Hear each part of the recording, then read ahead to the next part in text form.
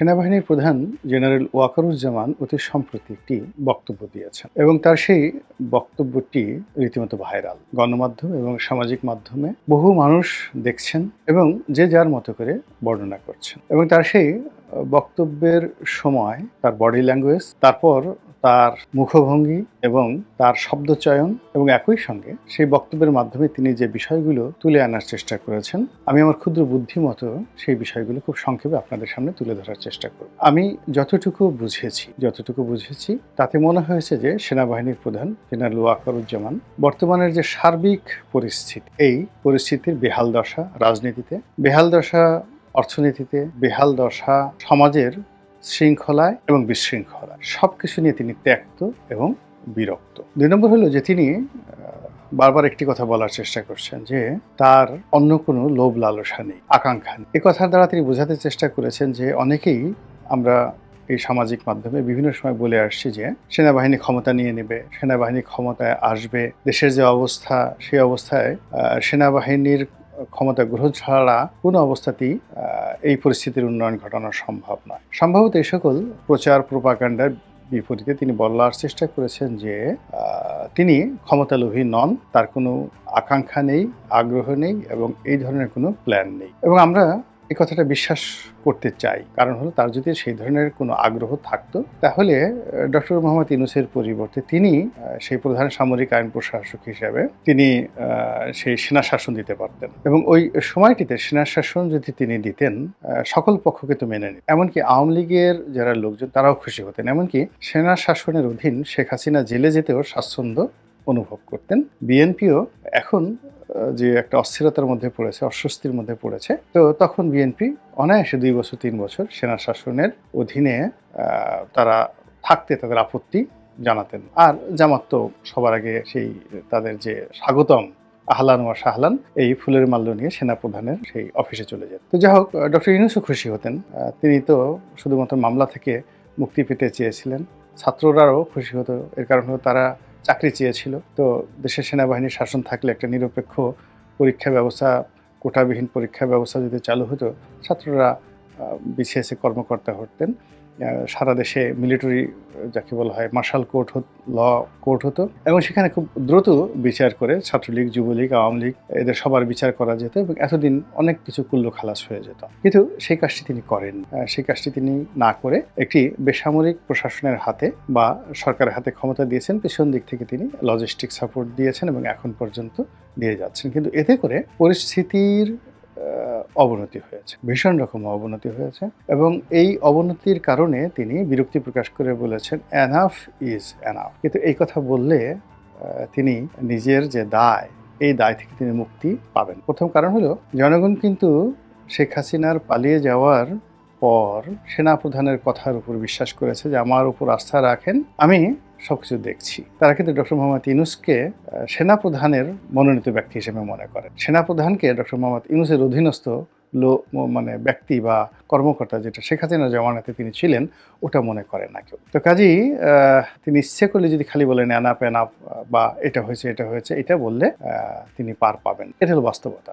দ্বিতীয় যে বিষয়টি এসছে সেটা হলো যে আমরা সেনাবাহিনীর ক্ষমতা বৃদ্ধি করার, তাদেরকে ম্যাজিস্ট্রেসি পাওয়ার দেওয়ার ব্যাপারে সুপারিশ করেছিলাম। সেনাবাহিনী ডিপ্লয় করা ছিল 30,000 সেনাবাহিনী, কিন্তু তাদের ম্যাজিস্ট্রেসি পাওয়ার ছিল না আমরা যারা বলেছিলাম। তারপরে সরকার তাদেরকে ম্যাজিস্ট্রেসি পাওয়ার দিয়েছে এবং এখন পর্যন্ত ম্যাজিস্ট্রেসি পাওয়ার নিয়ে সেনাবাহিনী উল্লেখযোগ্য এরকম কোনো কাজ করেছেন বা করার ফলে দেশের শান্তি শৃঙ্খলায় আসছে এরকম পরিস্থিতি আমরা এখনো লক্ষ্য করিনি। ফলে তিনি যতই এনাপ বলেন না কেন, আলটিমেটলি সরকারের কর্তা ব্যক্তি হিসেবে সমস্ত কিছুর জন্য তাকেও একটা সময় জবাবদিহি করতে হবে। এটা হলো বাস্তবতা। আর প্রকৃতির একটা লীলা খেলা আছে, ভীষণ রকম লীলা খেলা আছে, যেটা জেনারেল ওয়াকারুজ্জামানের জন্য এই মুহূর্তে রেড সিগন্যাল হতে পারে। সেটা হলো যে মানুষ যা চায় না সে মানুষের পেছনে সেই জিনিসটি ঘুরতে থাকে, আর যারা যে জিনিসটি ব্যাপারে লালায়িত তারা কখনো সেই জিনিসগুলো পায় না। আমি ঠিক বেগম জিয়ার সেই 91-এর সরকার গঠন, শেখ হাসিনার জয়লাভ ১/১১, তারপর ২০০৮ সনে শেখ হাসিনার জয়লাভ, এরপরে বহু বহু মানুষের মন্ত্রী হওয়া থেকে শুরু করে মন্ত্রিত্ব হারান। এখানে দেখেছি 99.99% কাজই প্রকৃতির আইন অনুযায়ী হয়েছে, কোনো তদবিরে হয়। আশ্চর্যজনক সব ঘটনা হয়েছে। কল্পনাও করতে পারিনি যে একটা মানুষ মন্ত্রী হবে, সে মন্ত্রী হয়ে গেছে। ইভেন ডক্টর মোহাম্মদ ইউনূস আজকের এই পর্যায়ে আসবেন, এখানে প্রকৃতি খেলে দিয়েছে। তিনি কল্পনাও করেন, তিনি প্ল্যান করছিলেন যে কি করে পালাবেন, কোন দেশে থাকবেন, গ্রেপ্তার যদি হয়ে পড়ে তাহলে কি হবে, ইত্যাদি ইত্যাদি অনেক কিছু। কিন্তু আল্লাহ তাকে সিংহাসনে। তো সেনা প্রধান যত বেশি ক্ষমতাকে অ্যাভয়েড করতে চাইবেন বা যতবার তিনি বলবেন আমি এটা চাই না, ওটা চাই না, আলটিমেটলি ওই জিনিসগুলো প্রকৃতির নিয়মে তার পিছে পিছে ছুটতে থাকবে। আপনি এই কথাটা লিখে রাখেন, যে আজকে বললাম এই কথাটা লিখে রাখেন, এবং এটাই প্রকৃতির নিয়ম। কিংবা আজকের যে সেনাবাহিনী প্রধান, তাকে তো মূলত এই কাজের জন্য শেখ হাসিনা নিয়োগ দেন। শেখ হাসিনা যে কাজটির জন্য নিয়োগ দিয়েছেন সেটা তার জন্য বুমেরাং হয়েছে। শেখ হাসিনার সেনাপ্রধান আজকের এই দায়িত্ব পালন করবেন, তিনি সেটা নিজেও চান। যাই হোক, এই হলো তার যে বক্তব্যের কয়েকটা দিক, এবং সেখানে তাকে নিয়ে প্রকৃতি খেলছে। The nature itself is playing with him, এবং তিনি সেই প্রকৃতির খেলার বাইরে যেতে পারবেন না। এটা তিনি যত দ্রুত বুঝতে পারবেন, তাড়াতাড়ি বুঝতে পারবেন, আর সেটি তার জন্য ভালো হবে। ১ ২ নম্বর হলো যে তার উপর যে প্রকৃতি ভর করেছে, এই ভাষণে আমি দেখলাম তিনি যে কমান্ড নিয়ে বা কমান্ডিং ভয়েসে যে কথাগুলো বলছিলেন এবং যেভাবে নির্দেশনা দিচ্ছিলেন এবং যেভাবে ডক্টর মোহাম্মদ ইউনূসের রেফারেন্স দিচ্ছিলেন, রাজনৈতিক দলগুলোকে নিয়ে কথা বলছিলেন, এবং স্পষ্টতই তার যে সিদ্ধান্ত, তার দৃষ্টিভঙ্গি, এবং এখানে কোনো ইফ চলবে না, বাট চলবে না, অর্থাৎ যদি কিন্তু চলবে না। এবং তিনি একটা জায়গাতে বলছেন যে এই জায়গাটিতে ফুল স্টপ দিয়ে দিতে হবে, এর সামনে আর এগোনো যাবে। বিডিআর এর বিচার নিয়ে তিনি বলছিলেন যে এখন বিচারে নিয়ে বিদেশের ইউটিউবাররা এখানে নেগোসিয়েশন করার চেষ্টা করছে, রাজনীতিবিদরা এখানে তদবির করার চেষ্টা করছে। তো বিডিআর সদস্যরা যে নির্মম হত্যাকাণ্ড ঘটিয়েছে এবং সেনা সদস্যদেরকে মেরেছে, এই টোটাল প্রক্রিয়াটা এই জায়গাতেই ডট দিয়ে দেওয়ার জন্য তিনি যেভাবে নির্দেশনা দিয়েছেন, এটি গত ৭ মাসে কখনো হয়নি। ফলে মনে হচ্ছে প্রকৃতি তাকে নিয়ে যে খেলছে, সেই খেলার যে জায়গাটি, সেই জায়গাটিতে তার কণ্ঠে, তার শব্দচয়নে, তার চাহনিতে, তার অঙ্গভঙ্গিতে এমন অনেক কিছু ঘটে গেছে এই ভাষণটিতে, যেটা তিনি হয়তো নিজেও কল্পনা করতে পারছেন না। কিন্তু যারা প্রকৃতি নিয়ে বিশ্লেষণ করেন, বিচার করেন, তারা ঠিকই বুঝতে পেরেছেন। এখানে কতগুলো বিষয় তিনি বলেছেন যে ডিসেম্বর মাসে নির্বাচন বা 18 মাসের মধ্যে নির্বাচন। আমি যেভাবে ডক্টর মোহাম্মদ ইউনূস সাহেবের সঙ্গে দেখা করেছি, তিনিও এখানে সম্মতি দিয়েছেন। বারবার তিনি একটি ফ্রি, ফেয়ার অ্যান্ড ইনক্লুসিভ ইলেকশনের কথা বলেছেন, অর্থাৎ সেখানে আওয়ামী লীগকে নিষিদ্ধ করা কোনো প্রশ্নই আসে না।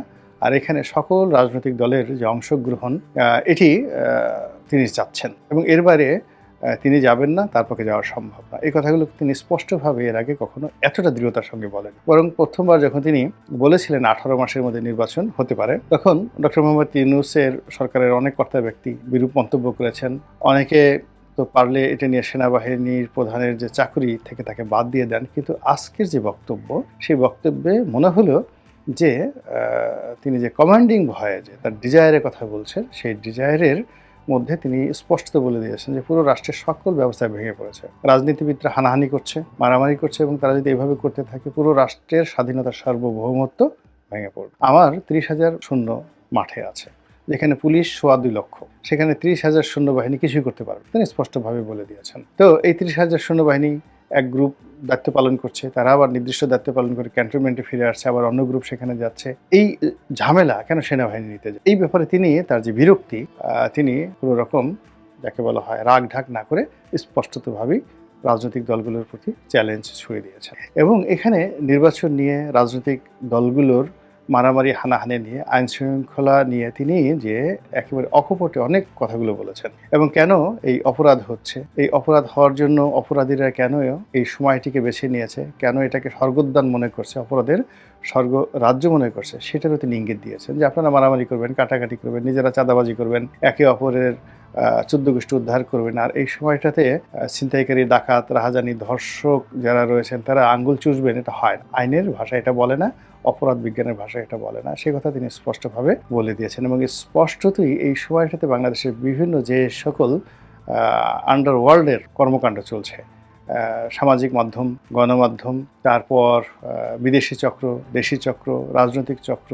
অচক্র, কুচক্র, বিভিন্ন বুদ্ধিজীবী, তথাকথিত বুদ্ধিজীবী, তারপরে যাকে বলা হয় বিভিন্ন ধর্মের নাম ব্যবহারকারী, বিভিন্ন ধর্মীয় বক্তা, ভণ্ড পীর, সবাই যার যার অবস্থা থেকে যে যেভাবে পারছে ওয়াজ হোক, বক্তব্য হোক, গান হোক, বাজনা হোক, বিশৃঙ্খলা তৈরি করে ফেলেছে। তো এই বিশৃঙ্খলা যে তাকে উত্তেজিত করে ফেলেছে, এই বিশৃঙ্খলা যে তাকে কঠোর করে ফেলেছে, এই বিশৃঙ্খলা যে তাকে দৃঢ়তা দিয়েছে, এটা এই বক্তব্যে আমরা বুঝতে পারলাম। এবং তিনি যে সতর্কবার্তা দিয়েছেন, আমার ক্ষুদ্র অভিজ্ঞতা নিয়ে আমি বলতে পারি তার সেই সতর্কবাণী কেউ শুনবেন। তিনি যাদেরকে জন্য সতর্কবার্তা দিয়েছেন কেউ শুনবেন না। আমাদের দেশের মানুষ কথা শোনে না, আমাদের দেশের মানুষ বাড়ি খায়, আমাদের দেশের মানুষ লাথি এবং গুঁতো না দেওয়া পর্যন্ত সে বুঝে না। তো এখানে জনাব ওয়াকারুজ্জামানকে শক্তি প্রয়োগ করতে হবে, এর বাইরে কোনো অবস্থাতেই তিনি যে কথাগুলো বললেন এগুলো আমরা শুনলাম, শুনতে ভালো লাগলো, কিন্তু এগুলোর কোনো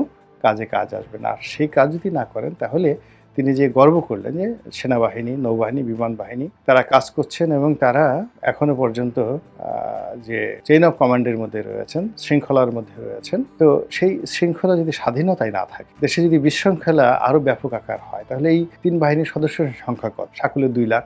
2 লাখ মানুষ তো চেইন অফ কমান্ডে থাকতে পারবে না। এমনকি তারা মানে ক্যান্টনমেন্টের মধ্যে যদি দরজা বন্ধ করে নিজের এলাকাতে সমস্ত কামান, বন্দুক, তারপরে শস্য এন্টি মিসাইল, সে যাকে বলা হয় এয়ারক্রাফট মিসাইল, যে সকল মারণাস্ত্র রয়েছে সেগুলোও যদি চারিদিকে তাক করে রাখেন তবুও তারা রক্ষা পাবেন না।